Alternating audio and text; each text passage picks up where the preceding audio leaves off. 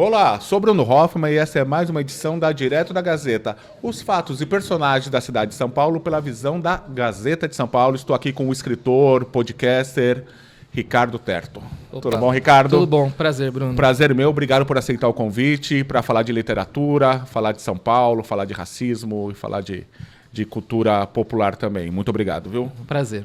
Prazer meu. Ricardo, você já está no seu quarto livro.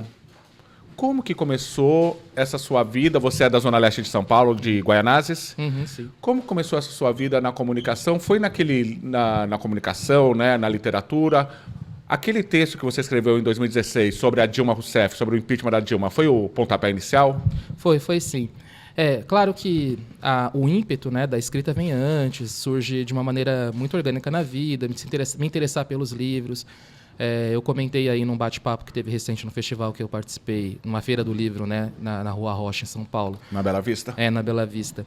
Eu comentei sobre como a biblioteca pública foi um elemento fundamental, né, para adquirir meu gosto pela leitura. Mas isso tudo ficou muito periférico, assim, na minha vida, né? Embora eu tivesse interesse em... Eu tinha escrito um livro num caderno, assim, à mão. Eu nunca achei que... Enfim, achei que esse seria um hobby, alguma coisa boba, assim. E a realidade foi se impondo para outras coisas. Trabalhei no varejo por muito tempo. E na época que eu escrevi esse texto, em 2016, a plataforma na época, que era o Facebook, ainda as pessoas escreviam muito textos lá, o famoso textão. Famoso textão. Nessa época eu trabalhava numa loja de roupas, né? Trabalhava em shopping. E aí trabalhava também, inclusive, aos domingos. Então eu peguei toda aquela parte que teve ali aquelas manifestações. Trabalhava na Avenida Paulista? Na Avenida Paulista mesmo ali. Todas aquelas manifestações de 1 milhão de pessoas, aquelas que eram realmente gigantes, pessoal lá com a camiseta da CBF e tal, que gerou toda essa estética que permanece até hoje. Eu vi aquilo de perto ali, né? Indo para o trabalho, pedindo licença, atravessando, enfim. E em 2016, logo depois da votação na Câmara, que teve todo aquele show, a gente dedicando o voto para a filha, para a cidade. Em nome de Deus, da minha filha, Roberta. Exatamente. Aquela festa lá. Papel picado, soltando papel picado. E, claro, não vamos esquecer, né, do Bolsonaro dedicando um voto ao torturador Carlos Alberto Brilhante Ustra.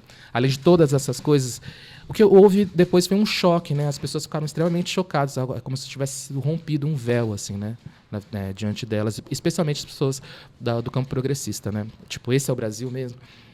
E aí eu juntei essa sensação e esse sentimento com outro tipo de jornada muito comum para as pessoas da minha idade, que são pessoas que cresceram na periferia e por conta até, inclusive, de iniciativas políticas, né, que aconteceram ali na época dos primeiros governos do presidente Lula, foram as pessoas que tiveram uma ascensão, vamos dizer assim, entre aspas, né? Foram inseridas no mercado de consumo, podemos dizer, mas também tiveram acesso à primeira vez a bens culturais e acesso a mecanismos, por exemplo, a faculdade. São as primeiras pessoas das suas famílias a fazerem faculdade, as primeiras pessoas das suas famílias a fazerem um curso de inglês. Só que essas pessoas elas fizeram uma ascensão para o mundo de consumo, digamos assim, mas elas viram um choque de estar em locais trocando ideias e trocando experiências de trabalho com pessoas com outras referências, que tiveram outros acessos.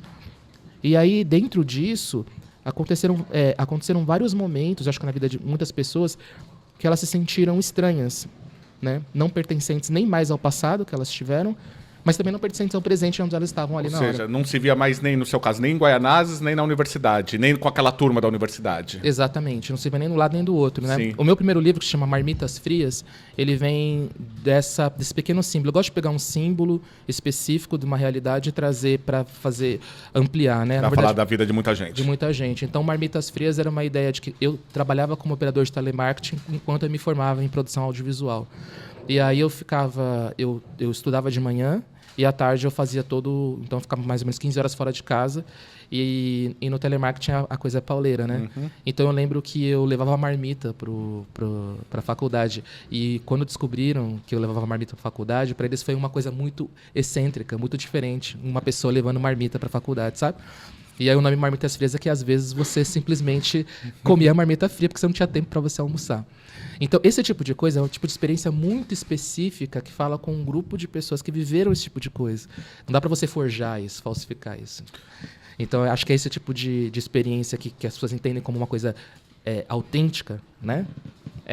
Talvez tenha tocado, porque eu fiz essa dupla ligação, né? Então, isso aqui é estranho para você, o Congresso é estranho para você, mas tem um outro mundo de várias pessoas também que não entraram nessa conversa, não entraram nessa jogada, não se sentem pertencentes para ter uma voz política. Então, quando você fala de alternativa, vocês também estão excluindo outras vozes. Então você estava com uma pretensão de agredir, talvez a palavra seja agredir, talvez seja muito forte, mas chamar a atenção dessa esquerda branca, classe média, que estava muito chocada como o Brasil pode ser horrível, entre aspas, sendo que já existe uma realidade de pessoas que não se estão incluídas, inclusive naquele sistema político de esquerda plenamente.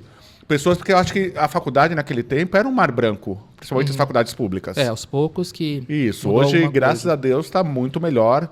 Ainda tem um longo caminho pela frente, mas não era o Brasil que estava dentro da universidade, era um grupo. Era um grupo privilegiado, muito pequeno.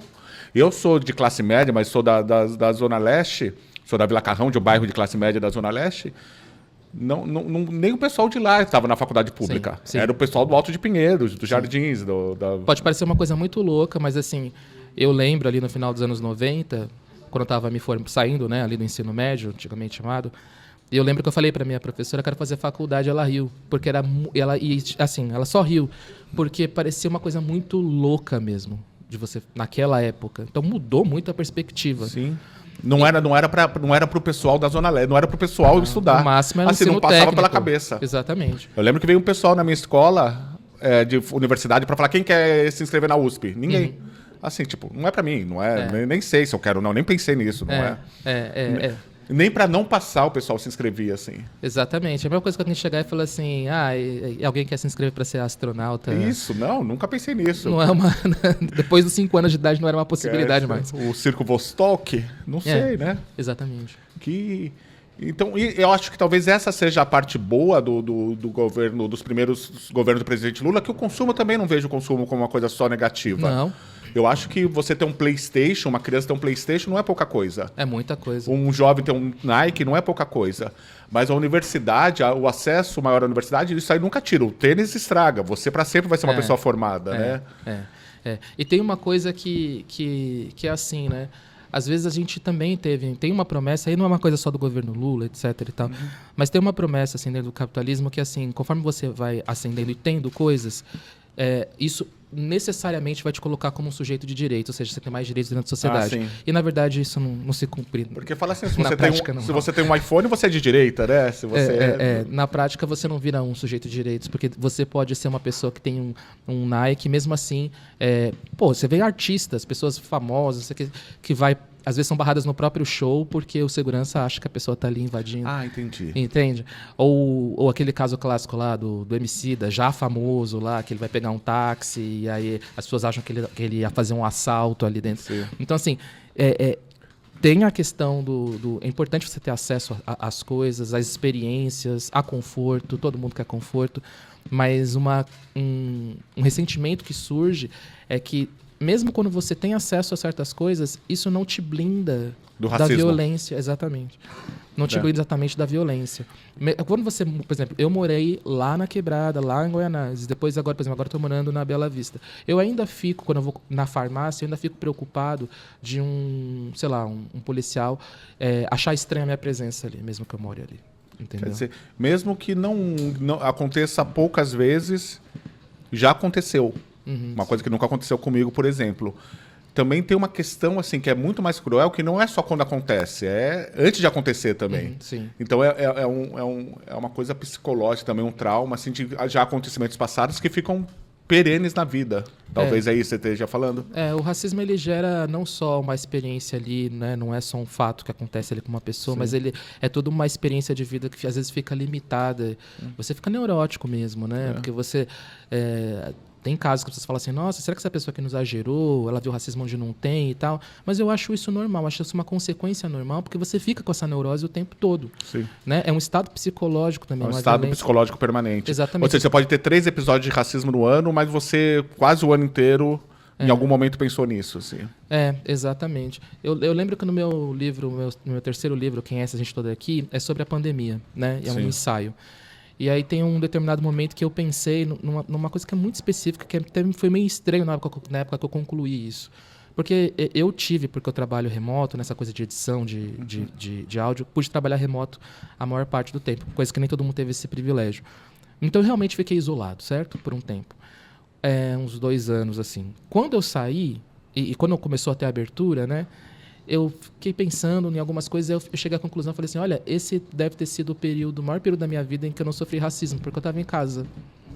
É muito louco pensar nisso. Eu estava em casa, então não saí na rua e alguém segurou a bolsa, alguém olhou estranho para mim, simplesmente não aconteceu. E foi muito louco pensar nisso, né? No meio de uma tragédia toda, assim, eu fiz essa pequena ligação, falei, ok, eu vou voltar para a rua. E o que é a rua? Para cada pessoa, a rua significa coisas diferentes, né? E uma coisa que... Por isso que é importante ter negros ou pessoas diferentes em locais de poder, porque são coisas que não passou pela minha cabeça em nenhum momento, obviamente. Uhum. Que aí só quem é negro consegue entender, como tem coisas que só quem é mulher consegue entender. Sim. Talvez tenha mulheres que tenham que trabalhar de noite que devem ter pensado a mesma coisa. Opa, pelo menos não vou ter risco de ser pega aí de madrugada. Por isso que eu não gosto muito quando as pessoas surgem com um certo discurso, que eu acho meio dissimulado, de botar na conta do que eles chamam de identitarismo, a questão, o problema da comunicação da esquerda, com o que eles também chamam de povo. Porque eu vou falar sobre a questão das cotas. Uhum. As cotas, hoje, se surgisse, né, vamos imaginar que não tivesse surgido e agora surgiu a discussão. Aconteceria o que aconteceu na época, muitas pessoas falando que aquilo ali é uma espécie de racismo reverso, Sim. uma pataquada dessa. Mas por quê? O negro não é inteligente? Exatamente. Né? Aquela baboseira. Vai acontecer uma baboseira desse tipo e as pessoas iam jogar esse tema identitário. Mas o que acontece? As cotas não privilegiaram só pessoas negras. As cotas privilegiaram o país como um todo. Uhum. A qualidade do ensino melhorou, as pessoas que entraram por cotas tiveram um desempenho muitas vezes melhor do que as pessoas... Na maioria das vezes melhor. Isso é pesquisa... Isso é pesquisa. Uhum. Não é opinião. Exatamente. E quando as pessoas falam, não, mas é cota racial, mas não seria a melhor cota social. Primeiro que a lei da cota, ela contempla pessoas brancas pobres e outras pessoas também. E segundo que quando você tem um país que é desigual, que a maioria das pessoas que estão na base do Estado social são pessoas negras, e você faz uma lei que inclui as pessoas negras na universidade, ela por si só ela é social também. Sim. Porque a gente está tirando o país do nada, a gente está tirando o país de uma árvore, a gente está tirando da realidade, de fatos da realidade, né? Essa estratégia. Então, assim, é uma lei que as pessoas poderiam colocar como identitário e aí falar assim, porque o identitário se fecha em si só faz uma coisa para si mesmo e esse é o problema, mas a lei das cotas já prova que esse é um discurso bobo. Isso é bom para todo mundo, é bom para a sociedade como um todo. É bom para a sociedade como Tem um uma todo. frase muito famosa numa música dos Racionais dos anos 90 que branco e preto pobre se parecem, mas não são iguais. Uhum. Eu acho que é isso, que é nesse caminho que você está falando. Porque existe, por exemplo, se eu fosse muito pobre, não parece por eu ser branco. Então, eu ser branco, a branquitude se blinda de algumas coisas. Tem uma amiga minha chamada Lia Weiner Schuckmann, uma pesquisadora sobre branquitude, Conheço. que ela fala, minha melhor amiga talvez, um beijo para ela, que tinha um mendigo, um morador de rua branco, que ele tinha o privilégio de poder ir no shopping e no banheiro. Enquanto o amigo dele negro não tinha esse privilégio. Então, assim, até na base, né, da sociedade, há privilégios brancos. Né? Ele falava assim, o segurança não me breca quando eu vou cagar. Sim. Né? É isso. Eu apelidei isso numa época que eu estava escrevendo um texto sobre isso a pessoa fala de bolha, eu estava chamando de hipercubo social. Por que é um hipercubo? Porque é o micro, o mundo, né, a macroestrutura, ela vai sendo reproduzida em microestruturas. Então, Sim. mesmo que seja uma comunidade pequena, um grupo pequeno, uma coisa mais espremida, você pode ver a reprodução daquilo que acontece. E aí vai desdobrando e fala de uma coisa maior. Exatamente. E como que foi a experiência de escrever o primeiro livro? Porque você ali não era escritor ainda, você gostava de escrever. Eu nunca escrevi nenhum... Quer dizer, eu escrevi um livro para a faculdade sobre... Um livro reportagem sobre o Juventus, sobre o Pelé. Mas como que é escrever, saber que escreve antes de escrever? Porque parece uma coisa meio assustadora, né? Vou É. escrever um livro. Será que eu sou capaz? É. Como que foi essa experiência? Você já tinha perto dos 30 anos? Já tinha Tá. mais de 30 anos.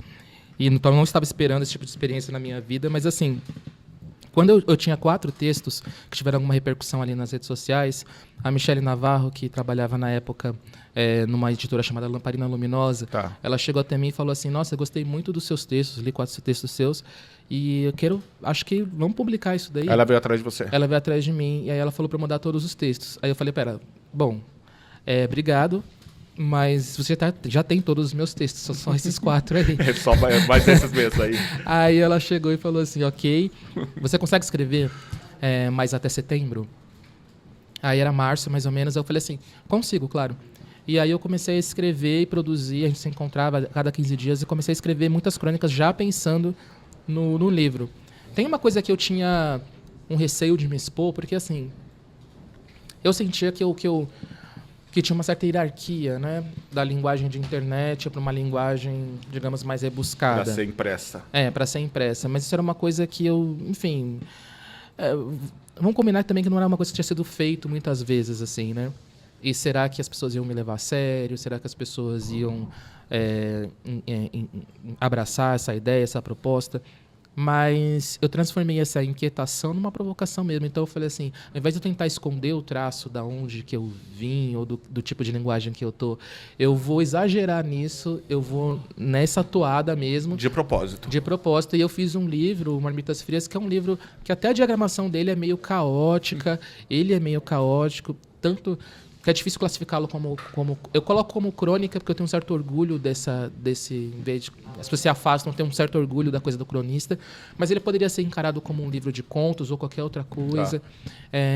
E o Marmitas Frias surgiu disso, né? A primeira vez que eu vi impresso, eu entendi tudo.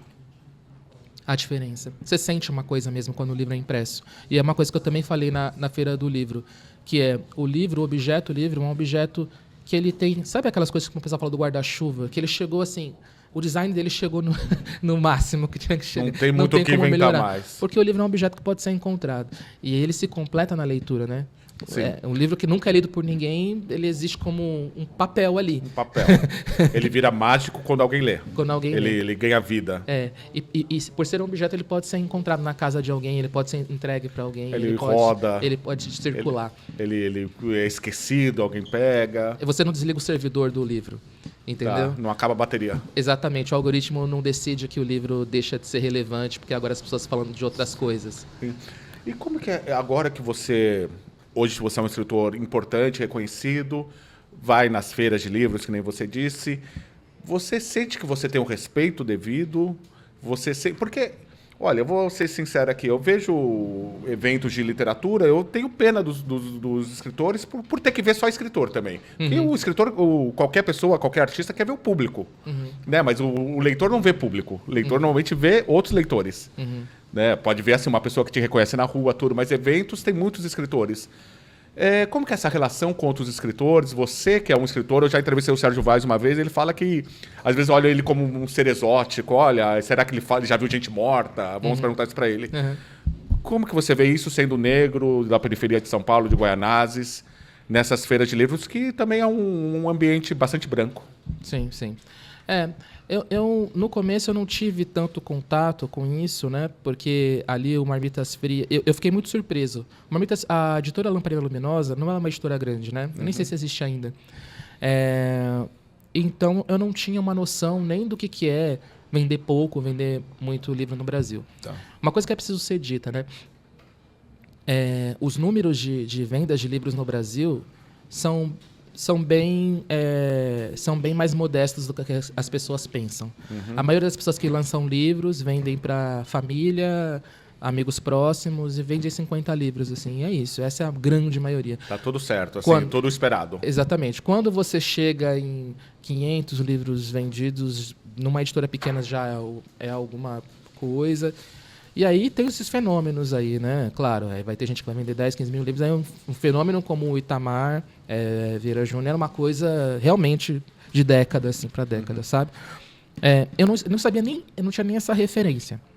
Eu tinha referência que, assim, quando você escreve um texto no Facebook, às vezes você vê lá os numerozinhos e alcança, sei lá, 1 milhão de pessoas assim. Então, eu, claro que tive que me adaptar a essa realidade da coisa do livro. Mas o que me surpreendeu é que eu achei que o livro ia ter uma história, tipo, curta.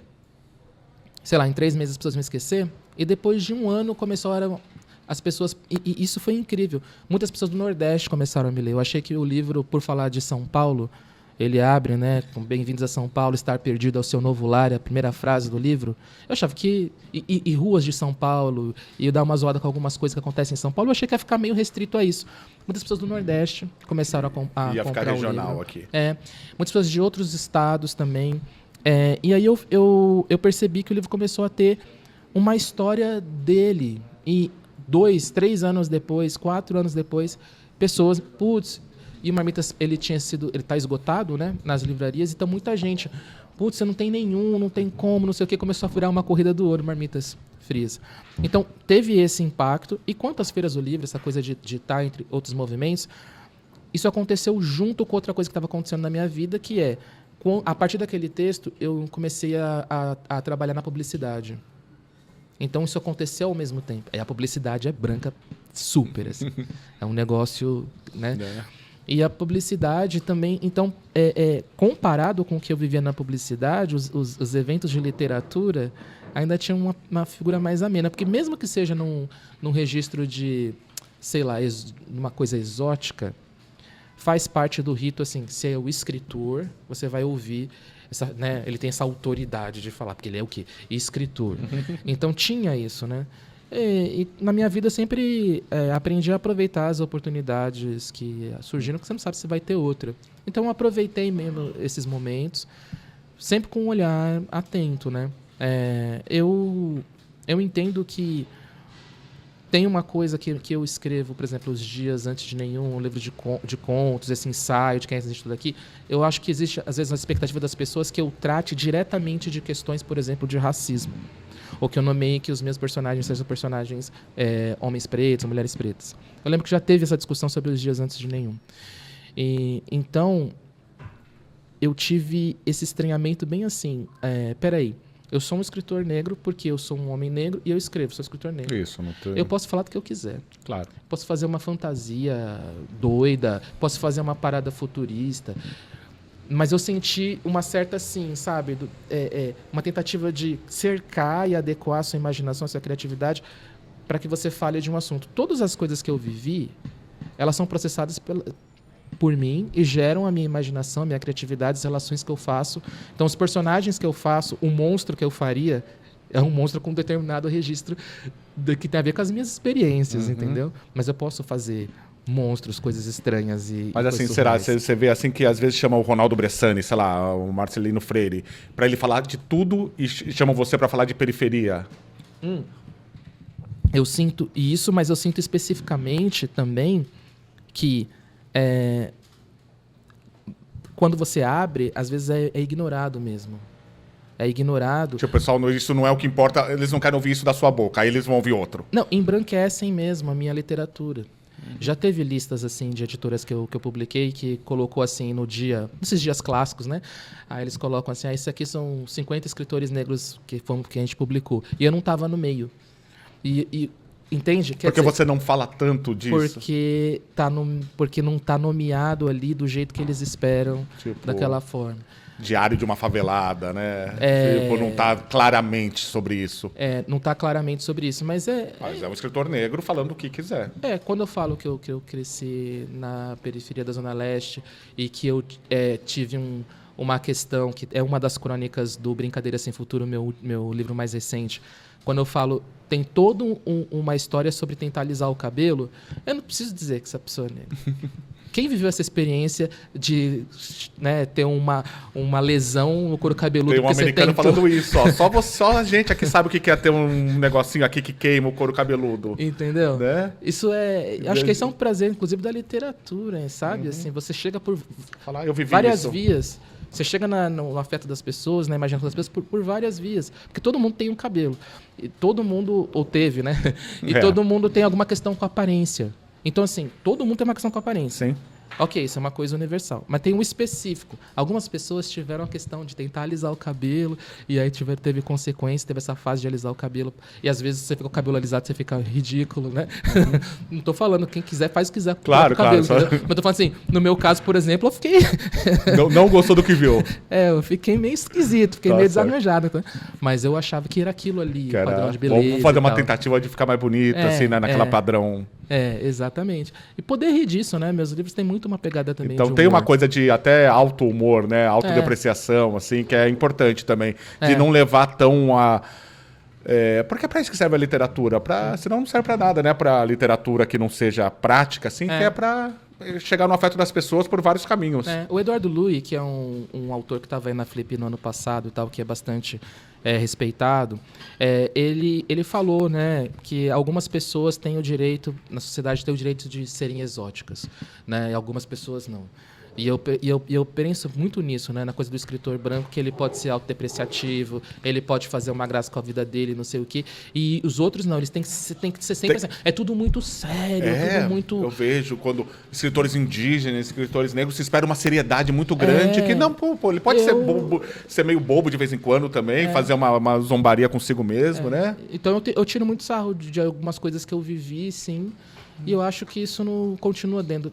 Isso, na verdade, amplia o espectro, né? Das e você coisas. falou, eu achei muito legal, você falou que você se considera um cronista, né? Porque às vezes cronista é visto como algo menor, que você poderia ser um contista, mas você é as duas coisas. Que cronistas você gosta? Eu gosto muito de Antônio Maria, por exemplo. Acho que o Guilherme Tawil acabou de lançar um livro, né? Com um compêndio das crônicas dele, de todas, ou de quase todas. Quem que você gosta? Olha, eu vou falar da formação ali. E a formação básica, é isso, né? Querendo ou não, isso que é uma coisa incrível da literatura. Eu me identifiquei nos primeiros textos, antes de conhecer outras referências, com autores, que era o que era publicado, autores brancos de outra realidade, né? Então, assim, o que chegou muito para mim via escola foi Luiz Fernando Veríssimo. Chegou muito. Era muito popular, não é? Muito popular. Tinha em cartilhas, tinha em várias coisas. Então, assim, na escola você tem aquele contato, você é obrigado a ler porque é uma matéria da professora. Aí depois você tinha que fazer o curso, tinha que fazer o trabalho na biblioteca, na época. Aí você já está ali na biblioteca, 20 minutos para chegar lá, você termina o trabalho e você fala, bom, deixa eu dar uma olhada aqui. Aí a primeira coisa que você vai é assim, Luciano Veríssimo, eu lembro, um nome, aí você pega. Aí você começa a ler, e aí o que me chamou a atenção mais, assim, é que uma tentativa de olhar com crítica e leveza, uma certa leveza às coisas, mas uma leveza sem perder a contundência, né? Claro, é uma outra realidade, mas eu gostava daquelas crônicas para ler na escola, eu achava aquilo um barato. Mas, sim, sentia falta de algumas coisas que tinham mais uma relação, assim, próxima. Eu acho as letras do Racionais, eu acho literatura pura ali, de crônica mesmo. Tem histórias, assim, que você lê uma crônica em áudio, que eu gosto muito de trabalhar com esse termo também, a ideia da crônica em áudio. Então, eu acho que a primeira experiência literária para fora desse mundo mais embranquiçado, digamos assim, veio pelas letras de música, inclusive. Né? Eu lembro a primeira vez que eu ouvi Homem na Estrada, o impacto. Aquilo é uma crônica da mais alta qualidade, uma das melhores crônicas da história do Brasil em língua portuguesa, Homem na Estrada, ou Vida Louca Parte 2, que vai naquela contradição do homem negro ganhar dinheiro, a importância disso e perder dinheiro, e na verdade a importância é a amizade, é o companheirismo, mas o dinheiro também é importante. Ele vai indo e voltando, Vida Louca Parte 2, que é aquilo, toda vez que eu ouço eu percebo uma coisa diferente. Então Racionais para você teve um impacto também na juventude? Teve um impacto muito grande na juventude, aonde eu morava. Eu acho que era um critério, até certos rolês você tinha que saber as letras inteiras. Senão o pessoal olhava feio, porra. Vai cantar Racionais? Não, e assim, eu não vou combinar, por exemplo, Sobrevivendo no Inferno na época, que estava em alta. Tem músicas. É um pouco comprido. E o pessoal sabia e tirava uma onda e saía cantando. E tinha grupos da Zona Leste ali também, na Consciência Humano, o De Menos Crime. O De Menos Crime eu cito nesse texto aí da Dilma, eu falo que a gente escutava nas festas. Aí eu falava que a gente escutava na época o Prod, aquela banda, né, de música eletrônica, escutava outras coisas, escutava De Menos Crime, Fogo na Bomba. Teve gente que perguntou, nem existe uma banda, esse é o nome da banda, De Menos Crime, Fogo na... E a música Fogo na Bomba? Fogo na Bomba. Essa daí fez um sucesso enorme. Foi isso, que ele se vestiu daquele jeito de preto americano, assim, né? Era poderoso, assim. E a Zona Leste, ela tinha um problema ali nos anos 90 de autoestima. Tinha, porque né? via movimentos em outros lugares acontecendo. A principalmente Zona na Sul cheio de orgulho ali, né? Exatamente. Capão Redondo, boné, e a Zona Leste, tipo, não tinha um movimento ali naquele momento, né? tipo assim, a gente parecia meio jogado, assim, mesmo nas periferias. Isolado. Assim. As outras periferias estão na nossa frente, assim, né? Tinha essa sensação. Tinha essa coisa, ainda mais quando você ia aprofundando. Que eu não ia estar no fundão, mas às vezes eu ia jogar bola lá na Aricanduva, tinha uma sensação de estamos meio isolados aqui do resto da cidade, né? Cara, a vez que falei isso em outros textos já, a vez que o Celso Pita, lembra? Tipo, Lembro. Ele foi com o caminhãozinho lá na quebrada ali, foi uma sensação, porque, porra, um cara resolveu ir lá em Guaianazes. Caramba, que homem maravilhoso. Vamos votar nele. E, claro, sujou a rua toda, os cachorros latindo, ele meio em pânico, assim, deu um oi pra minha mãe. E o pessoal tem meio falta de entendimento. Eu lembro quando o João Dória foi no Tatuapé, quando ele era prefeito, falou, estou aqui na periferia de São Paulo, né, na Zona Leste. Você tá no Tatuapé, ô vagabundo? Para com o vagabundo, com todo respeito aí, meu querido governador. Mas você tá... Que negócio é esse de Tatuapé, né? O pessoal, tipo, não entende nada de Zona Leste, né? Exatamente.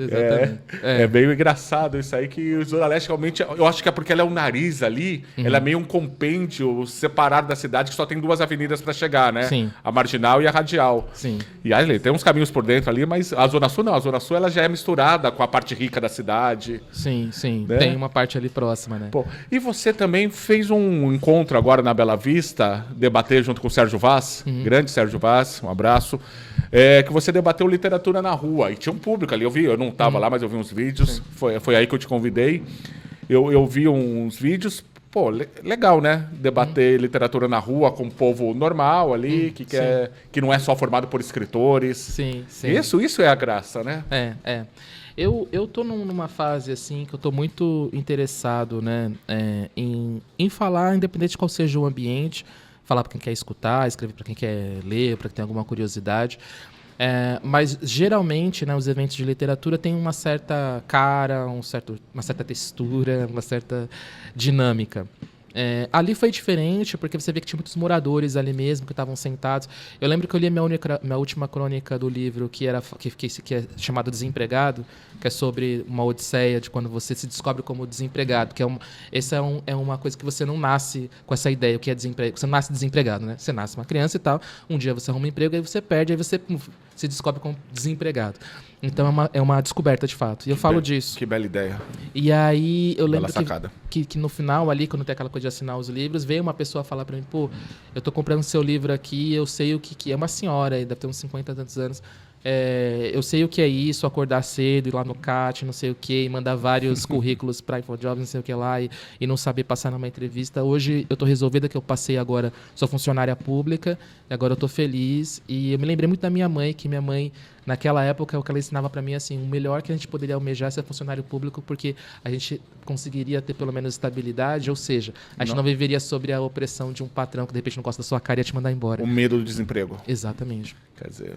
O medo do desemprego e uma certa blindagem contra essa figura que é o patrão, encarregado, não sei o que, a pessoa que pode te demitir porque sim. Pode não ir com a sua cara e te mandar embora. Exatamente, né? Então tinha uma certa, não sei, nunca fui funcionário público, mas certa romantização da coisa, mas eu gostei que essa senhora veio até mim e falou, né? Me senti representado por essa crônica porque eu vivi isso.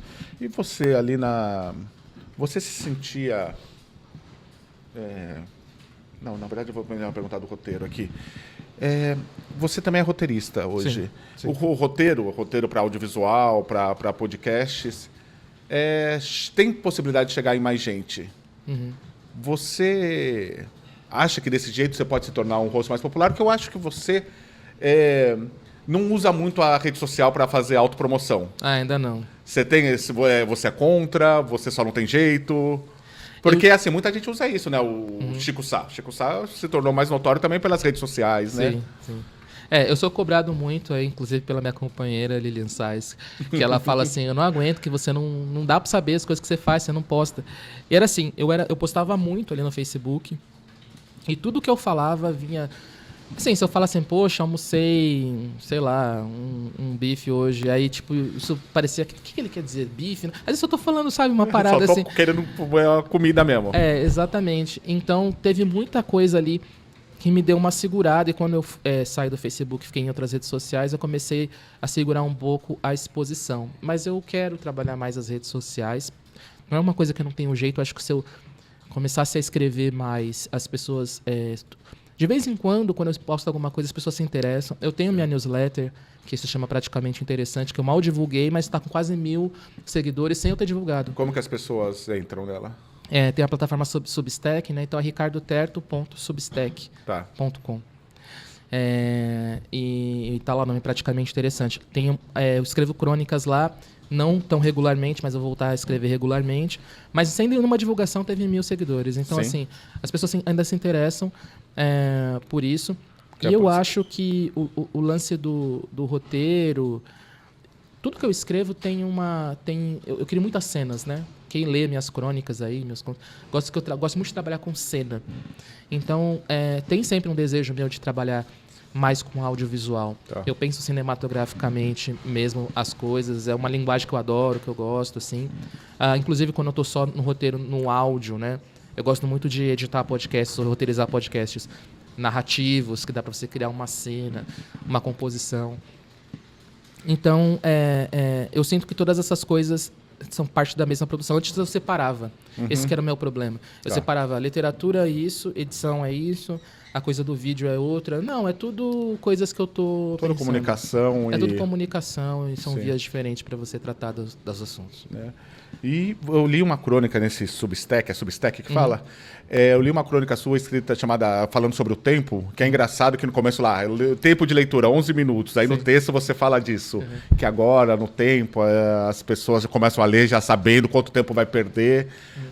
A questão do tempo, que é uma questão muito importante, eu acho, na literatura, muitos escritores falam de tempo, seja o passar do tempo, seja a relação com o tempo, seja a necessidade de ter mais tempo. Você tem uma relação com isso, com o pensamento sobre o tempo, de a vida comum aqui, cotidiana, é muito apressada e para onde a gente está indo? A gente está correndo atrás do quê? Eu acho que a gente está caminhando para uma sociedade muito apática, né? Eu não acho nem triste, eu acho uma sociedade apática. Eu sou muito interessado em tecnologia, então por isso que eu escrevi ali o Quem é essa gente toda aqui, porque eu falo de acessibilidade digital e acessibilidade a bens, né?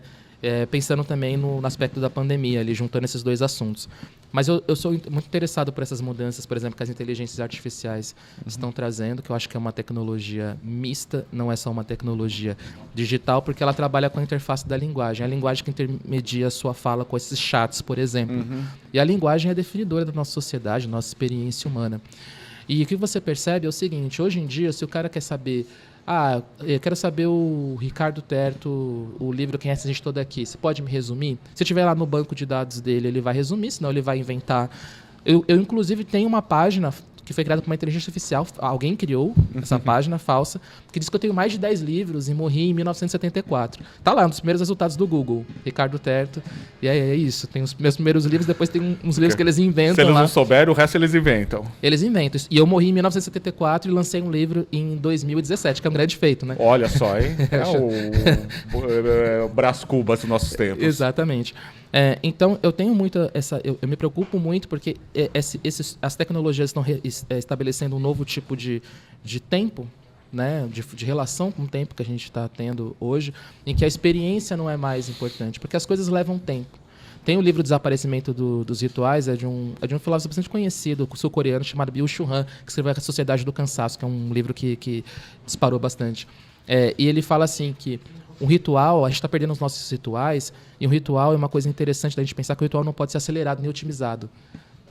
É o que eles vendem, né? Tudo pode ser otimizado, pode ser melhor. Você pode trabalhar mais rápido, você pode evoluir o seu conhecimento. Aprenda em 5 minutos. Tal coisa. Você não vai aprender em 5 minutos, não. As coisas levam um tempo. Né? Mas esse tempo que a gente leva, essa dor do aprendizado, essa dor da experiência que vem junto, é porque a vida vale a pena também. Entende? A gente passa por experiências e essas experiências compõem o que a gente é e é no tempo delas. O tempo que você leva para aprender a tocar um violão, ele é significativo. Os rituais, ir no estádio, ficar 90 minutos, exatamente. Ir até o metrô, aquele negócio sempre vai durar mais ou menos o mesmo tempo. Porque é um ritual. Exatamente. É um filme meio bobo, mas ele tem um fundo filosófico muito interessante, que é aquele clique lá do Adam Sandler, que o cara tem um poder de acelerar as experiências chatas da vida. E de repente ele tá velho e não teve nada significativo para contar. E é uma pessoa triste, apática. Eu acho que, em certa medida, a gente está caminhando para isso. E isso me preocupa. Quando eu coloco ali a coisa essa crônica dura tanto tempo, assim, é porque tem essas coisas, né? Tempo de leitura virou um valor ali dentro do artigo. valor, exatamente isso que você fala. 5 minutos. Será que eu tenho 5 minutos para me dedicar para essa leitura? Vem antes de eu estou interessado por que isso aqui está querendo. Eu estou interessado pelo que está dito aqui. Pior que eu não penso nisso na hora de escrever. Na hora que eu falei 11 minutos, eu falei, caramba, eu vou ficar 11 minutos aqui? Aí, tipo, vem na cabeça assim, será? Eu será? não tenho nada pra fazer, mas a gente pensa isso, né? Se tá na nossa cara ali.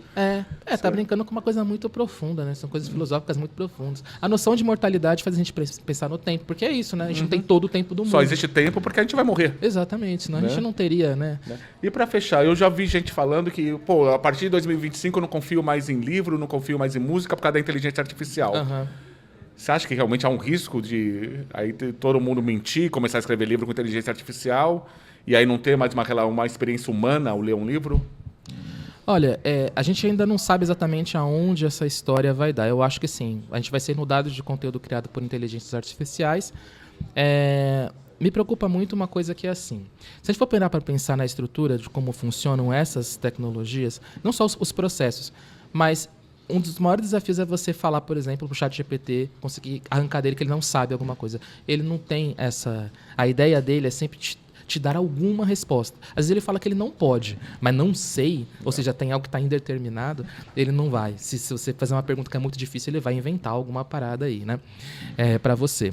Então, eu sinto que, como é uma máquina de viés de confirmação e é utilizado pela linguagem, esse tipo de relação que a gente tem com essas tecnologias podem se espalhar para a sociedade como um todo. Né? Então, a minha preocupação é assim, não é só que nós estamos treinando a máquina, mas a máquina também está nos treinando. Eu estou estudando sobre músicas geradas por IA para um podcast que eu vou fazer, que foi contemplado pelo edital Serra Pilheira, e já tem estudos que dizem assim, a sua noção estética muda quando você tem contato com um determinado tipo de música. Então, não é que as pessoas, às vezes, não vão nem perceber a diferença. Acho que o maior perigo é que as pessoas não se importem mais, que tem diferença. Então, isso é um lado. O outro lado é, todas as falhas humanas estão ao nosso favor, nesse caso.